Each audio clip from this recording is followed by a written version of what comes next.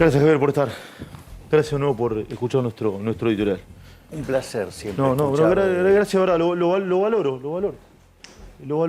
¿Hay una grieta entre el bien y el mal en Argentina, Javier, o no? Sí, hay una grieta entre el bien y el mal. Cuando aparecen este tipo de cuestiones, vos te podés inferir los valores que están detrás y te das cuenta de que hay gente que adhiere a cosas verdaderamente aberrantes. Bueno, de hecho, en mi discurso vos tenés regulado el tiempo, pero yo no podía dejar de dar mi apoyo a Israel. Por ende, arranqué condenando los actos terroristas de Hamás. Y además, no solo eso, sino que manifesté mi apoyo, mi solidaridad para con Israel y sobre todo el apoyo a que ejerza su derecho a la defensa contra los terroristas. O sea, que ese no es un tema menor. No es un tema menor. A ver, profundiza si querés. O sea, no es solo manifestar la solidaridad. No es solo condenar la acción terrorista. Entiendo.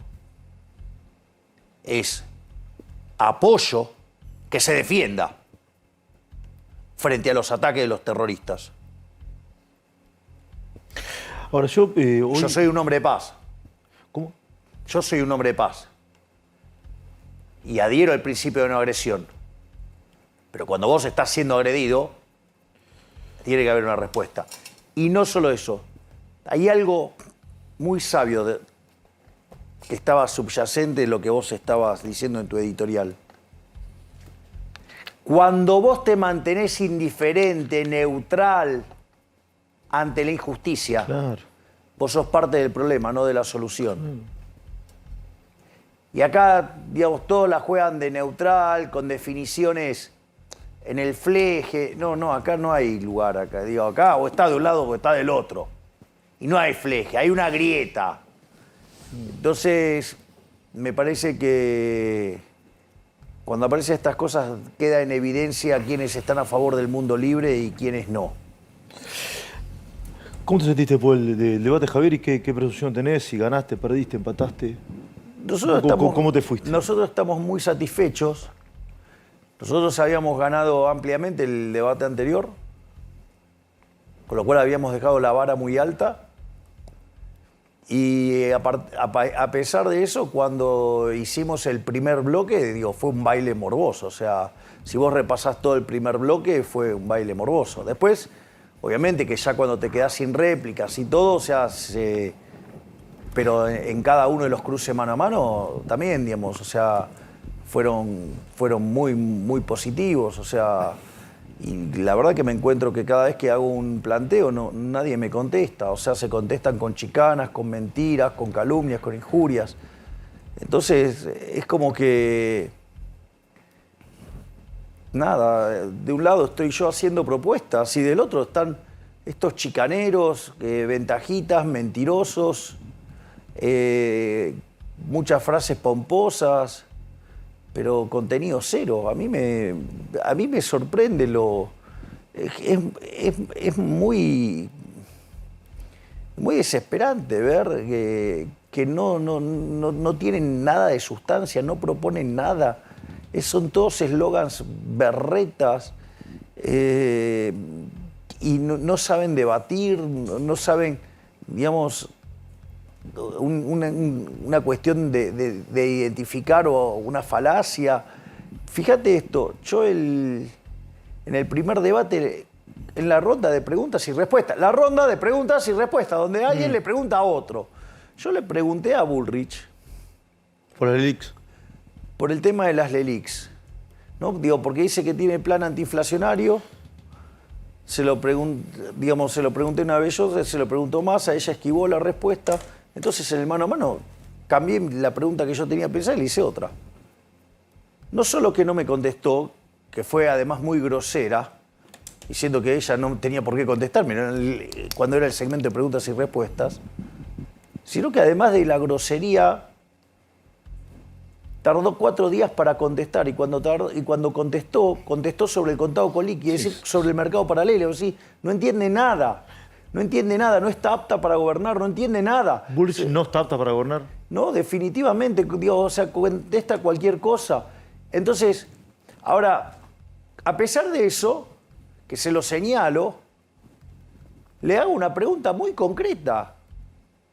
Muy concreta. Le pregunto que explique, que le cuente a la ciudadanía acerca de la relación entre esa reunión que hubo entre su ministro Carlos Melconian y Sergio Massa para cuidar la Cira.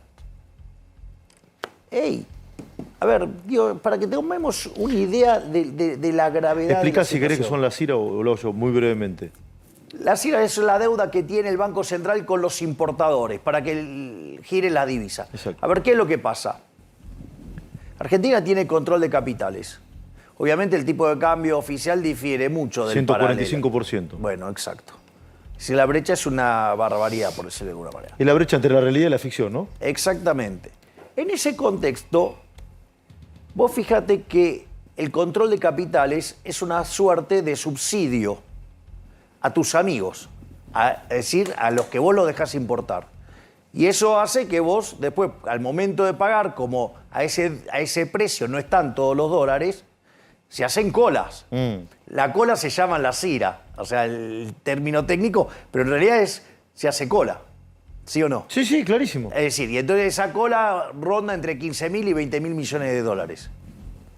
Pero eso es fruto de que el gobierno controla el mercado de divisas y que elige a dedo a quién se la va a dar. O sea, una cosa runflesca, por decirlo de alguna manera. ¿Vos, sos presidente, lo eliminás este sistema? Y cuando vos vas a la unificación cambiaria se termina el problema. Claro. Es decir, los dólares lo tenés a mercado, ¿cuál es el problema? Va a haber uno solo. Ahora, fíjate esto.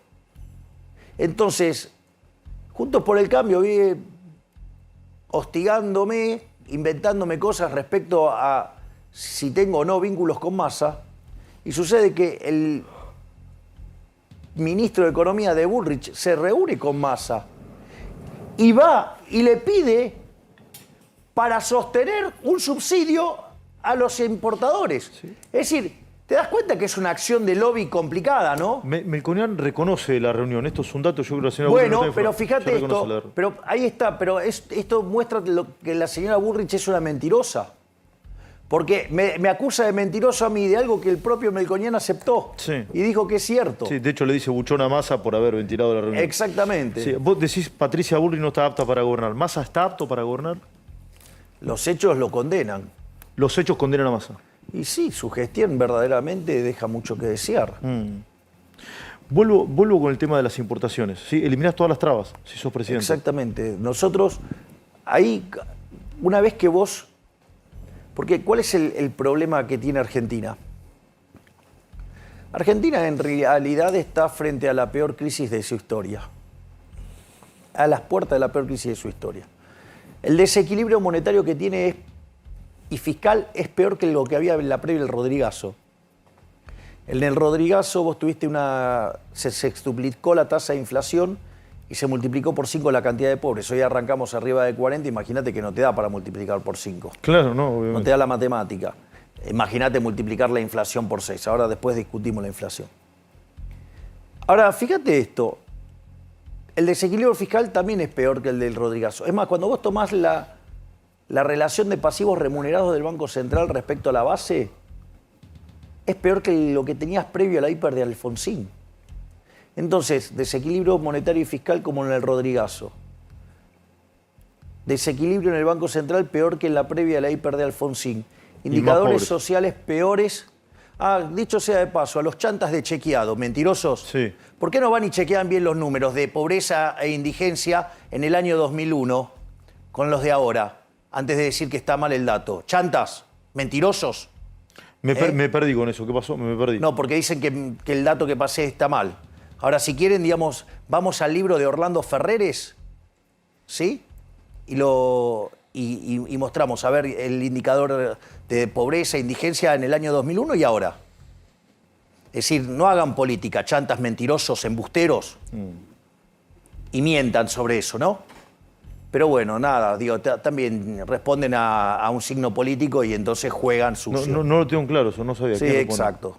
Entonces, dicho sea de paso esto,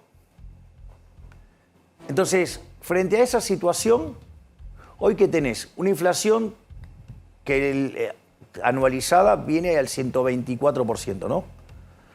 Ahora, si vos tomás el último dato y lo anualizás para ver a qué velocidad venís, te da 300.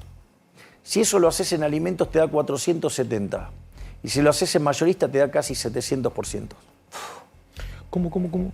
La inflación en mayorista anualizada del último corte, es decir, el corte de agosto, claro, ¿sí? Te da 700. Te da casi 700%. Entonces, yo redondeo los números para no marear a la gente. Aviso, porque quizás los chantas de chequeado dicen la inflación de los últimos 12 meses no es 120, es 124. Entonces, digo, para aclarar de los chantas esos. Sí. Igual no está viendo mucha gente, así que creo que no está aburriendo. Así que sí. No, bueno, está bien, digo, pero siempre vale la pena destacar a los mentirosos y operadores sucios. Dicho sea de paso esto, entonces, vos frente a esa situación, no es trivial lo que vos hagas con el cepo y las LELIQs. Porque si vos abrís el cepo, vos vas a tener un cambio de portafolio que va a hacer que esas tenencias que tenés en LELIQ se conviertan en pesos y esos pesos se vayan a dólares.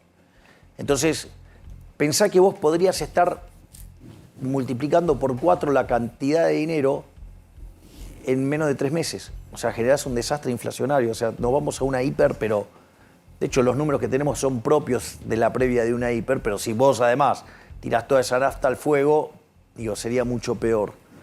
Entonces, no es trivial. Si vos me vas a hablar de un programa de estabilización, ¿qué vas a hacer con el cepo y con las LELIQs? Es un error lo que plantea la gente de Juntos por el Cambio de arreglar solo el déficit fiscal. No te alcanza con eso.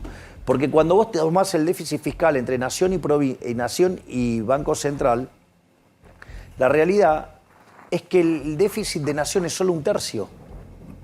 O sea, tenés 15 puntos, 5 es el Estado y 10 el Banco Central. El problema que vos tenés en el Banco Central es mucho más grande que el que tenés en Nación. Y no estoy diciendo que no sea importante el de Nación, lo que digo es que el otro es el doble de grande. Entonces, si vos no arreglás eso, en un contexto donde además la gente está saliendo del dinero, hay caída de la demanda de dinero, vas a hacer explotar la oferta de dinero, generás un desastre. Sí. Nadie quiere pesos. Por eso cuando me hablan de la solución bimonetaria, digo, o sea, dolarización sangrienta es eso, porque se va a ir toda la gente al dólar de una manera sangrienta, llevando la cantidad de pobres a niveles del 80-90%. Van a dejar un desastre. Es decir, Venezuela va a ser un chiste al lado de esto. Esa es, digamos, la solución que propone Juntos por el Cambio. Entonces, no responden eso. Ahora, ¿cuál es la otra? Bueno, la otra es que no abran el cepo. Esa es la otra alternativa. Si vos no abrís el cepo, ¿cuál es el problema? Vos al tipo de cambio oficial tenés un exceso de demanda de divisas. Sí, claro. Todo el mundo quiere comprar 3.50. Y sí, 3.65, sí, obvio. Entonces, ¿qué es lo que pasa? Ese exceso de demanda en el mercado de divisas implica un exceso de oferta en el resto de la economía. En el mercado de bonos, ¿qué significa? Que se cae el precio de los bonos. Si se cae el precio de los bonos, quiere decir que la tasa de interés es alta, es decir, que tenés alto riesgo país. ¿Eso qué hace? Que se genere un exceso de oferta en el mercado de bienes. Tenés más gente ahorrando que invirtiendo, o sea, gente que fuga y gente que no invierte. Entonces eso hace que el nivel de actividad caiga. De hecho, el PBI per cápita de hoy está 15% debajo del que teníamos en el 2011. ¿Ok? Eso tiene como contraparte que la no generación de puestos de trabajo. En el sector privado formal, o sea, está clavado en 6 millones. Y hoy en el informal ya tenés casi 8 millones de personas. Sí, con una P arriba de 23 millones de personas. Exacto. Aproximadamente. Sí, digamos, anda por ahí el número. Entonces, a lo que voy es, y eso tiene, es más, vos fijate que la licuación que vos tenés de los salarios hace que hoy el 30% de los trabajadores formales sean pobres. Hoy el salario en Argentina es al tipo de cambio paralelo de $340. ¿Vos te das cuenta de lo que estamos hablando? O sea, es una locura. El nivel de empobrecimiento de este país es feroz. Entonces, quiere decir que la contracara del cepo se siente en términos de actividad, de empleo y salario real, que hace que te aumenten los pobres y los indigentes, que están arriba del 40 y algo. Entonces, lo que digo es, no es trivial si vos vas a hablar de que vas a terminar con la inflación y no es trivial que vos expliques lo que va a pasar en el Banco Central. Pero cuando vos mirás la calidad analítica de los economistas, tanto de un lado como del otro, te das cuenta que no entienden lo que pasa dentro del Banco Central. Bueno, y eso obviamente lo paga la sociedad con una inflación desbordante. Si hoy le dijiste a Eduardo Feynman a la mañana que si yo tengo un plazo fijo a 30 días, se me vence mañana, ¿qué hago? ¿Lo renuevo o lo saco? Bueno, digo, con esta tasa de inflación, quedarse en pesos te diría que es temerario, es una palabra conservadora. Es temerario quedarse en pesos. ¿Y a vos qué te parece? Suponete, si vos pensás esto, si vos tuvieras 100% de inflación, quiere decir que a lo largo de un año, si tenías 100, pasás a tener 50 en términos reales. Claro. Oye, técnicamente hay una corrida cambiaria o no? Hay lo que se llama una caída de la demanda de dinero. La gente está saliendo de los pesos. La gente está saliendo de los pesos. Y sí, porque estos niveles de inflación... Entonces vos tenés altos niveles de inflación y caída en la actividad económica, entonces todo eso potencia que la gente huya del dinero y es lo que está pasando. Javier, ¿quién es responsable de esta destrucción de la moneda? El Banco Central. El Banco Central. En una gestión, en dos, en tres, en cuánto. A ver, digamos, alguno de los chicos acá, Sí. digo, Carlos, está emitiendo dinero. No, digo, Burgueño no. No se está Martín, emitiendo digamos, dinero. o sea, Burgueño. alguno de los chicos está emitiendo, ¿no? No, ninguno. A ver, vos, Angulo. No, por ahora no. nada que ver, ¿Eh? No. Digo, no es que, digamos, está pasando la de la... ¿Cómo era que se llama la serie esta? Breaking Bad. No, hay otra, No, la ¿cuál es? que se meten adentro del Banco Central. Casa de La Casa Papel. de La Casa de Papel. La Casa de Papel. Claro, digo, o sea, no está pasando eso con ninguno de nosotros. Sí. Entonces, la verdad es que, ¿qué culpa tengo yo del déficit fiscal si siempre voté en contra del déficit fiscal? ¿Qué culpa tengo yo de la existencia de las LELIC si yo no las inventé? ¿Qué culpa tengo yo, digamos, de que el Banco Central emita mansalva? A ver, los problemas del Banco Central no son de ahora. Antes de que tuviéramos Banco Central, ¿sabes cuánto era la inflación en Argentina? Sí, me lo contaste el otro día. 0,9% anual. Sí. Cuando se creó el Banco Central, que fue una estafa orquestada, digamos, por el abuelo de Federico Pinedo, junto a Previs y a Bosch, que son los que crearon esa monstruosidad inmunda llamada Banco Central de la República Argentina, que dicho sea de paso, lo crearon por 40 años. O sea, habría que haberlo... Monstruosidad inmunda. Sí, habría que haberlo cerrado en el año 75. Pero claro, en el año 46 se nacionalizó, porque en principio era mixto. Aparte, ¿sabes que los primeros 10 años la inflación saltó al 6%, muy alto para los registros de la época? Y después, a partir de ahí, la inflación promedio entre el año 46 y el 91, que fue el repudio generalizado de la moneda, la inflación promedio fue 250%. Destrozamos 5 signos monetarios, que le quitamos 13,0 a la moneda. Tuvimos 2 hiperinflaciones sin guerra. Después, ¿qué vino? La convertibilidad. La convertibilidad tuvo en los 10 años 9% de inflación promedio, pero concentrada en los primeros 20 meses. Después, a partir de 1993, éramos de los países con menos inflación del mundo. De hecho, en el año 97 crecimos con deflación. Con lo cual, digamos, todo el miedo que tratan de infundir con la deflación es falso. Pero no solo eso, cuando salimos de ahí nos dijeron que esta vez iba a ser diferente. Y en los primeros 4 años del régimen K la inflación fue 10% promedio. Régimen K. Sí. El segundo periodo del régimen K saltó a 20, después a 30, con Macri a 43. Y ahora, digo, está absolutamente descontrolada. Viste que dicen, Milei no critica el kirchnerismo. ¿A vos te parece que no le estoy No, yo te digo lo que... Viste que se han abrazado un montón de eslogan. Sí, ahora vos sabés que yo tengo... Pero contame, ¿qué te parece Cristina? Una chorra. ¿Cómo? Cristina te parece una chorra. Sí. Sí. Entonces, de hecho, ¿Y el ministro Kicillof? ¿El gobernador Kicillof y ministro de Economía? un impresentable. Dije que era, digamos, era que decirle asno era ofender a los asnos. Y dijiste que Massa no está capacitado para gobernar. Lo que dije es que su gestión es un desastre. Digamos, o sea, si está capacitado para hacerlo bien, no se nota. Ahora, Javier, ayer te preguntó... Digo, dale. Porque el punto es, yo tengo libros criticando al kirchnerismo. Ahora, claro, lo que pasa es que lo de Juntos por el Cambio, la crítica a ellos tendría que ser cero. Es decir, ellos, digamos, o sea... el mundo de ellos es la nación más, ¿viste? O sea, hacen todo bien. O sea, no hacen todo bien. O sea, viste los esfuerzos que hacen para mostrar que Bullrich ganó el debate y no pudo contestar una pregunta, no pudo meter una frase con contenido. O sea, balbucea con dificultad, no puede responder nada. ¿Me entendés? O sea, y después van las encuestas, dan un número distinto, aún en la cancha de ellos, con gente votando exógena, y aún así siguen insistiendo, digamos, en contra de los datos. Vos sabés que las que no están tuneadas, Sí. los números míos están en torno al 70%. Vos decís todas. que hay un sector de la sociedad que trata de negar la realidad. Exactamente. Sí. De los dos lados, son iguales. Los kirchneristas también son iguales, tienen el mismo problema. Sí. ¿Vos crees, hoy se ha En hablado... eso son iguales. Son iguales. Hoy Son se iguales. ha hablado un montón de que mientras más crece el dólar, más te favorece. Y mientras más crece el dólar, el precio del dólar, lamentablemente, más cerca está de ganar en primera vuelta. He escuchado un montón de colegas que han dicho eso. ¿Hacés la misma lectura? ¿Es así o no ves esta situación? Yo creo que lo que sucede es que cuando pasan este tipo de cosas, los problemas económicos se vuelven más evidentes y la realidad es que el único candidato que sabe de economía soy yo. El único candidato que sabe de economía sos vos. El único que sabe cómo volver a crecer, cómo terminar con la pobreza y exterminar la inflación soy yo. Bueno, técnicamente ninguno de los otros economistas. Y muchos de los economistas que trabajan para ello no pueden sumar ni con un ábaco, ¿no? Sí. Digo, estos días vi hacer ideologización de una cuenta matemática. ¿Con qué tema? Y porque, digamos, o sea, si vos tomás... a ver, ¿cuántos son los dólares que vos necesitas para dolarizar, para cerrar el Banco Central? ¿Cuántos? Y es ¿Las LELIQs? la cantidad de pesos que tenés, que son las LELIQs más las bases. Eso hoy son 27 billones de pesos. 27 billones de pesos. LELIX más el circulante. Más la base, claro. La base es el circulante, dije. La base monetaria es el circulante en poder del público más los encajes. Ok. Que vendría a ser el circulante en manos de los bancos.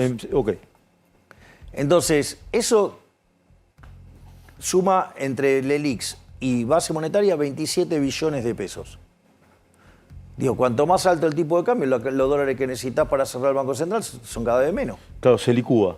Exacto, si hoy el tipo de cambio está en los números O sea, de 900 o arriba de sí, 900, digo, o sea, sí, con 30.000 millones de dólares cerraste el Banco Central. Sí.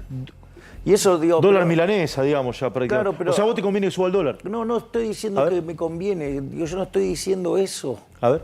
Yo no estoy diciendo eso, lo que digo es que se requieren de menos dólares, no estoy, diciendo, Claro. no estoy haciendo ninguna apreciación, estoy hablando Es un de tema una... técnico.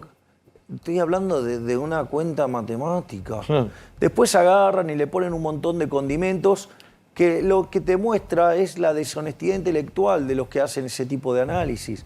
Es decir, yo digo, la verdad es que lo que digo, fíjate siempre, yo digo, ¿a qué dólar se hace? Al dólar de mercado.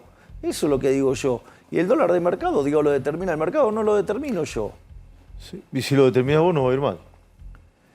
Y no va a haber más tipo de cambio porque va a dejar de existir el peso. Co- Pero vos fíjate esto. Una de las cosas que yo les planteé a mis adversarios políticos fue claramente el tema de que para ellos entonces robar está bien. Porque el Banco Central en los últimos 20 años nos robó 280.000 millones de dólares para favorecer a los políticos. Este gobierno nos robó 90.000 millones de dólares. Si tomo el último dato, está en el orden de 25.000 millones de dólares. Entonces la pregunta es, ¿por qué tenemos que tolerar que los políticos nos roben a los argentinos de bien, como vos, como digamos la chica que está en la Cámara, digamos tu panel y el resto de la gente que está Sí, aquí? el panel no sé si son todos de bien, pero bueno, ponele que sí. No, yo diría que sí. Entonces, digo, ¿por qué digamos, le tenemos que regalar a los políticos esos 25.000 millones de dólares que son el fruto de nuestro trabajo? ¿Por qué? Entonces, esos economistas que van y defienden el Banco Central son unos delincuentes. Es decir, no, ellos, o sea, no les preocupa el tema de si robar está bien o está mal. Para mí robar está mal. Parece que a ellos no. Es decir, a ellos, o sea, la fatal arrogancia que tienen en creer que pueden determinar la política monetaria óptima les permite soslayar el hecho de robarle a la gente. O sea, a mí me parece verdaderamente preocupante. Porque es una cuestión de valores. Javier, que hay alrededor de 5 millones de personas que son beneficiarios directos o indirectos de planes sociales. Si ganás, sos presidente en primera vuelta o en el balotaje. Mucha gente se pregunta eso. El 11 de diciembre, 12, ¿qué va a pasar con esas personas que tienen los planes sociales? Mira, nosotros estamos trabajando en el desarrollo del Ministerio de Capital Humano. El Ministerio de Capital Humano tiene 4 partes. Tiene lo que es niñez y familia, salud, educación y trabajo. Es decir, está toda construida la cadena del capital humano para que las personas puedan volver a trabajar. Es decir, a nadie se le va a quitar la asistencia. Esto, digo, no es solamente para recibir a los chicos y que puedan formar su cerebro y que estén sanos y que tengan buena salud, como para que puedan educarse y para que después se puedan... O sea, a nadie le vas a quitar un plan. A nadie. La propia dinámica de la economía va a hacer que la gente vaya dejando los planes. Eso, digamos, eso entra en lo que se llama las reformas de segunda generación. Pero por eso es tan importante estabilizar la macroeconomía, generar ahorro, respetar los derechos de propiedad. ¿Para qué? Para que haya crecimiento económico y con una modernización del mercado laboral para que sea muy intensivo en trabajo y eso permita a la gente salir de los programas sociales e insertarse en el mundo laboral a muy buenos sueldos. Ahora, fíjate esto, porque esto es importantísimo. En este sentido, cambia la lógica de la política social. Deja de atrás el modelo asistencialista, es decir, el modelo, digamos, donde esclavizás a la gente. ¿Por qué, digamos, o sea, en la Torá está mal visto el pescado gratis?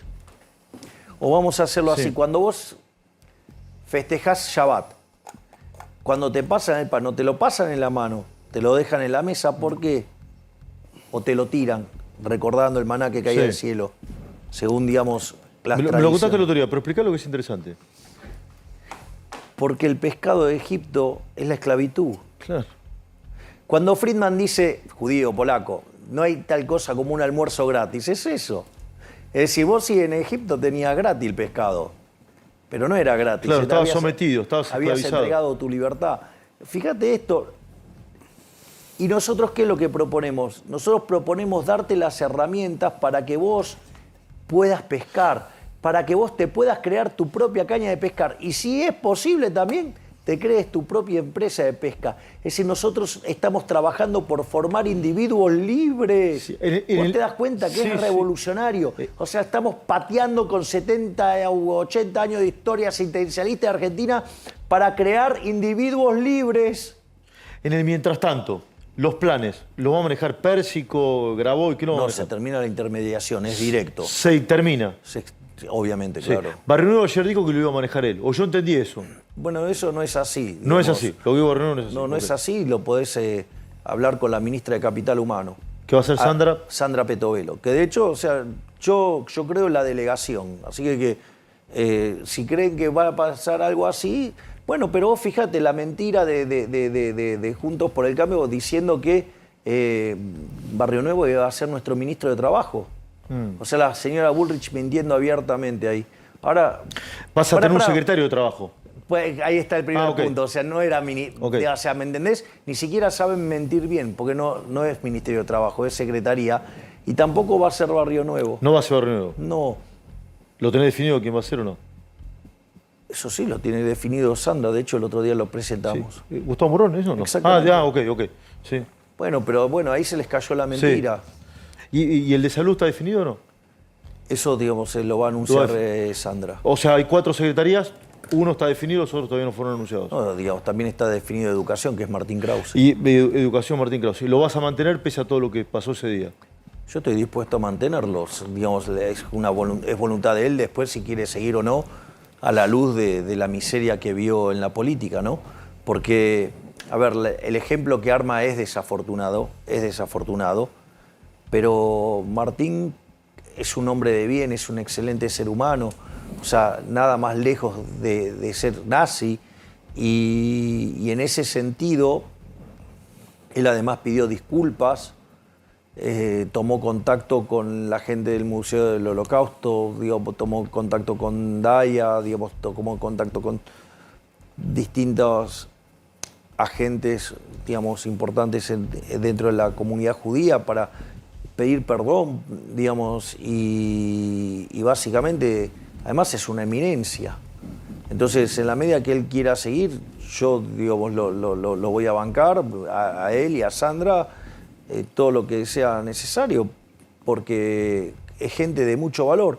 Lo que pasa es que también le pegó muy fuerte ver cómo gente que lo conocía y que lo conoce bien, en esta miseria rastrera que es la política, cómo salieron a pegarle. Gente que lo conocía no de hacía 3 días, desde hace muchos años. No sé. Entonces, para una persona que no está acostumbrado a esto, debe ser duro. Y bueno, hay que ver cómo él sobrelleva esa situación. ¿Volviste a hablar con Macri o no? No. No. Ayer se lo nombraste a Bullrich. Sí, porque a mí me pareció valioso lo que hizo Macri en Harvard. Él no perdió su identidad partidaria.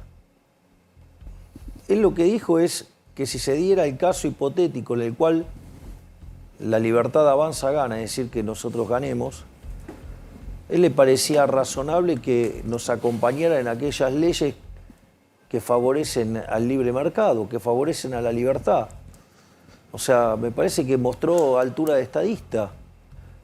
Macri mostró altura de estadista. Claro, cosa que no... Mientras que Bullrich mostró ser un ser miserable. Mostró, digamos, esa idea de bloquear todo. Fíjate que Juntos por el Cambio tiene un argumento que todo el tiempo ellos van a bloquear. O sea, si no son ellos, te van a bloquear.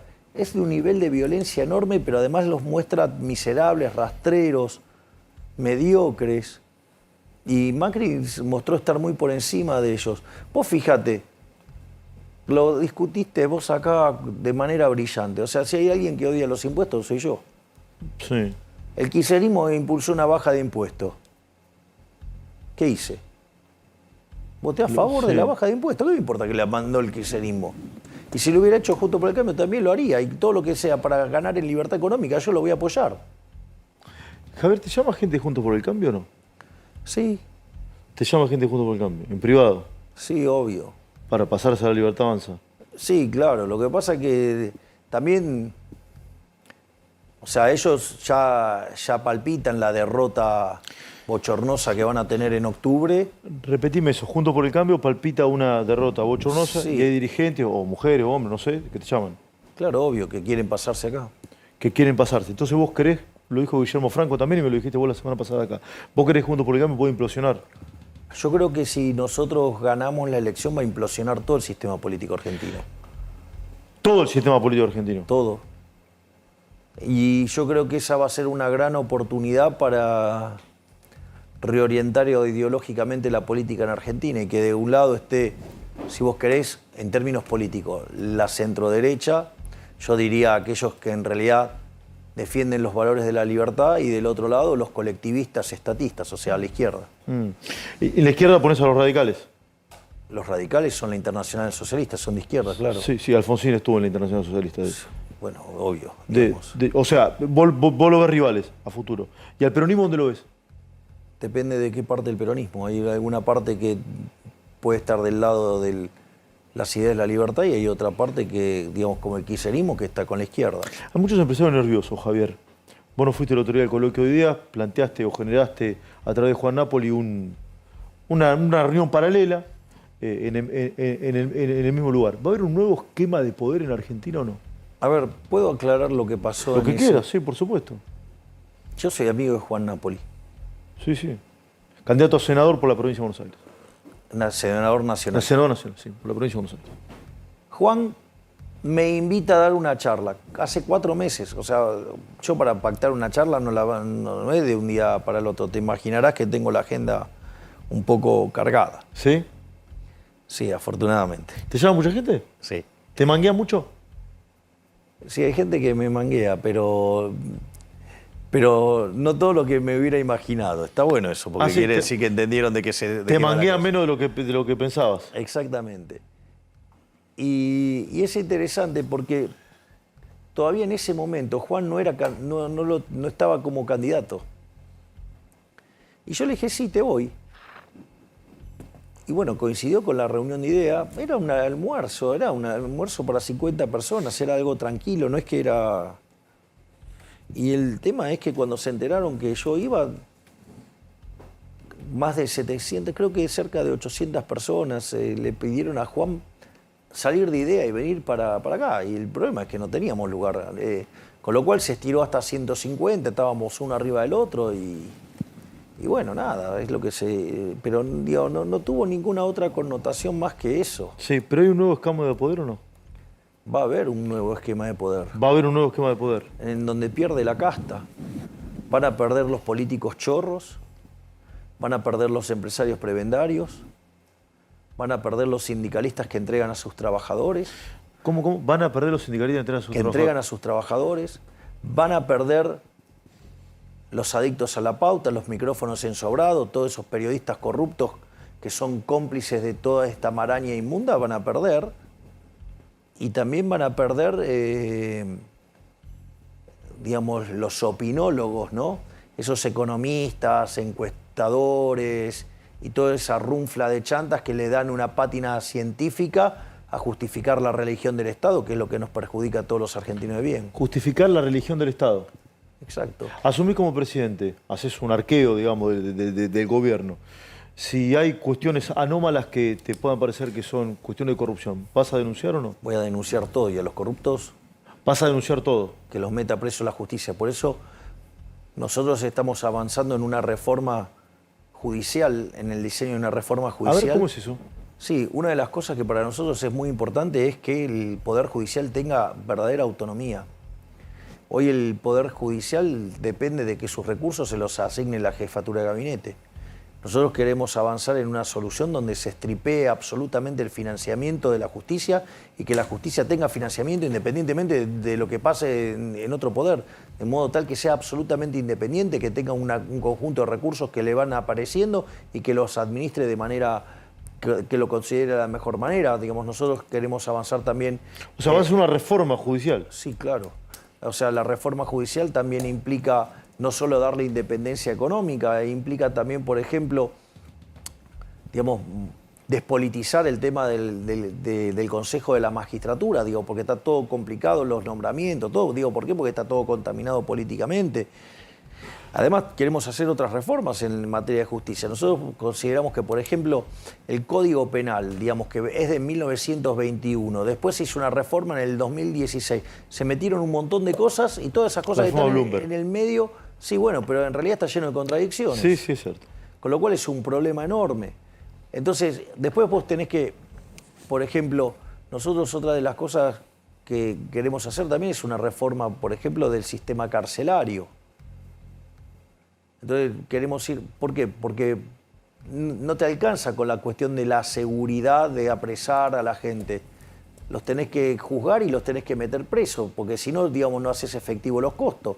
Entonces ya sea, o por qué no lo juzgás o por qué no lo metés preso, digamos, si le bajás el costo, digamos, no te van a cansar todos los policías del mundo. Porque así como lo metés de un lado, digamos, sale por una puerta giratoria. Entonces ahí está el problema del Código Procesal. Entonces, penal. Entonces, en ese contexto, nosotros estábamos pensando en un esquema de cárceles privadas. ¿Cárceles privadas? Sí, y habría dos tipos de cárcel. Estarían las cárceles para, digamos, los delincuentes peligrosos. Cuando vamos sería, yo soy el pelado Trebuch, tengo unos mangos, no sería mi caso, ¿no? Yo tengo unos manguitos y me quiero hacer una cárcel. ¿Qué hago? ¿Licito? ¿Cómo sería? ¿Iniciativa privada? Claro, una iniciativa privada, entonces vos la construís, la operás, la mantenés y después la transferís. ¿Y la manutención a los presos, quién me la paga? Te la paga el Estado. Te la paga el Estado, ok. Pero la construyo yo. Sí, exacto. Y hay toda una serie de regulaciones, digamos. Y después ahí tiene que haber otros establecimientos para el régimen penal juvenil. A ver cómo es. Funciona en el mundo, hay cárcel privada en el mundo. ¿Eh? Claro, y vos ahí lo que necesitas es no solo, digamos, que esté armada la cárcel, sino trabajar en la reinserción y en la reeducación de esos jóvenes. Javier, ¿qué vas a hacer con los organismos de derechos humanos? ¿Lo vas a desfinanciar? ¿Le vas a seguir manteniendo los subsidios? Mirá, yo digo, hay muchas cosas que lo que están haciendo política con los derechos humanos. O sea, yo entiendo la gravedad de lo que sucedió en los 70s, pero de vuelta, imagínate que como liberal los derechos humanos para nosotros son importantísimos. Yo siempre cito la frase de Alberto Venegas Lynch, hijo, sobre definición del liberalismo, ¿no? El liberalismo es el respeto irrestricto del proyecto de vida del prójimo, basado en el principio de no agresión y en defensa del derecho a la vida, a la libertad y a la propiedad. Entonces nunca podríamos estar a favor de algún avance sobre estos tres tipos de derechos. O sea, que nosotros somos enemigos de la violencia. Ahora, y que la única forma y lo único que se tolera como violencia es la defensiva, ¿no? O sea, por el principio de no agresión. Ahora, y también consideramos que es importante la memoria y la verdad y la justicia. Pero arranquemos diciendo la verdad, no fueron 30.000. No fueron 30.000. Tomá el número más grande de los que están oficiales, ninguno pasa los 9.000. No cambia la gravedad del hecho, ¿no? Eso estoy totalmente de acuerdo, aun cuando fuera uno es gravísimo. Sí, claro. Pero me parece interesante tener una visión como la que aporta el que inventó el número, como Luis Labraña. Él explica por qué se inventó el número. Y tiene sentido la historia que cuenta. Tiene sentido, y lo que hay que tener conciencia es de la importancia de lo grave que es, aunque sea uno. ¿Ok? Digo, y que se entienda el contexto histórico, cómo se puso el número, pero no se puede seguir sosteniendo la mentira, porque si seguís sosteniendo la mentira, no podés arrancar, no arrancás nunca. Ahora te pide Estela de Carlotto una audiencia, ¿se la das? Sí, ¿por qué no? ¿Hablarías con Estela de Carlotto? ¿Por qué no? A pesar de las cosas aberrantes que dice de mi persona, digamos, no tendría problema en escucharla. O sea, hablarías con cualquier persona en tu gobierno. Y es más, si todos aquellos que se quieran plegar a este movimiento liberal, que es lo que va a permitir poner al país de pie y reconstruir la Argentina y volver a tener una Argentina próspera en el lapso de 35 años al nivel de las máximas potencias mundiales, son todos bienvenidos. Digamos, o sea, no se puede, o sea... Más a dialogar con todos. La solución rifle sanitario no sirve. ¿Cómo? La solución rifle sanitario no sirve. Entonces vos tenés que... A mí si los argentinos, digamos, me eligen para guiar los destinos del país por 4 años o por 8 si logramos una reelección, a mí no me llaman para pelearme con la gente, me van a llamar para resolver problemas. Claro. Y todos aquellos que quieran resolver los problemas en la misma sintonía que nosotros los entendemos, bienvenidos. O sea, vas a ser, si es que sos electo, un presidente de diálogo. Todos aquellos que quieran sumarse al proyecto de la libertad para que Argentina se convierta en una potencia en el lapso de 35 años, con lo cual excede a mi vida política, todos van a ser bienvenidos y bien recibidos y se les va a dar lugar a todos. Javier, ¿qué números manejás en cuanto a encuestas y demás? Se ha hablado mucho, primera vuelta, balotaje. ¿Qué perspectivas tenés? Me parece que estamos punteros y que estamos para entrar en balotaje claramente y que existe una posibilidad de que pudiéramos hacerlo en primera vuelta. Pero eso requiere de varios condicionales que se ejecuten positivamente en nuestro favor. ¿Por ejemplo? Y, por ejemplo, que la gente decida ir a votar mucho más y como los que no votaron antes están enojados con el sistema. Entonces, en ese caso, estarían más proclives a votar por la libertad de avance, es decir, por nosotros. Otra cosa, nosotros tenemos que también tener una mejora en los fiscales. Nosotros estamos incorporando cerca de 3.000 fiscales por día. O sea, venimos con unos números interesantes. Vamos a tener... ¿Es cierto que Barrio Nuevo te ayudó con eso o no? No. No, eso si querés lo cuento. Contá lo que que ha pasado. A ver. Digo, el concepto es todos los que quieran venir y abrazar la silla de la libertad son bien recibidos. Todos los que vengan para aportar soluciones, recibidos. ¿Qué es lo que yo digo cuando hablo de modernización del mercado laboral? Digo ir a un sistema de seguro de desempleo con mayor profundidad financiera. Es decir, que estoy hablando del modelo de la UOCRA, pero con mayor profundidad financiera. ¿Sí? La pregunta es, si el modelo de la UOCRA funciona bien, ¿con quién tendría que sentarme a hablar primero, digamos? Sí, con el de la UOCRA, lo explicaste. Si te juntaste con Gerardo Martínez. De hecho, en la charla, él me planteó su modelo. Yo le ¿Y te juntaste con más sindicalistas o no? Le planteé cuáles eran las mejoras que nosotros habíamos propuesto, le parecieron interesantes. Quedamos que en algún momento hacemos un entrecruzamiento de equipos técnicos para avanzar en la solución. Si acá hay que arreglar un problema, hay 6 millones de personas en el mercado formal, privado, y hay 8 afuera. ¿Me entendés que el problema es enorme? Entonces, en ese contexto, vos tenés que arreglar el problema. O sea, ¿qué rifle sanitario? Hay que arreglar el problema. ¿Quiere ayudar a arreglar el problema? ¡Bienvenido! ¿Usted quiere ayudarme a resolver el problema? Venga, usted es bienvenido. Frente a esa reunión, Barrio Nuevo, que es un tipo que juega a la mancha con los aviones, dijo, mira qué interesante. Y dijo, bueno, que él quería sumarse para tratar de contribuir a esta solución. Y yo no tengo problema. O sea, todos los que me ayuden a resolver el problema del trabajo en la Argentina, yo estoy encantado de la vida que me ayuden. Javier, redondeame la idea de qué condiciones se tienen que dar para que puedas ganar en primera vuelta. Fiscales, ¿sí? Una mayor afluencia de votantes. Exactamente, ¿sí? Ya con eso, digamos, podríamos estar ganando en primera vuelta. Sí. ¿Y crees que pueden ganar algún municipio en la provincia de Buenos Aires o no?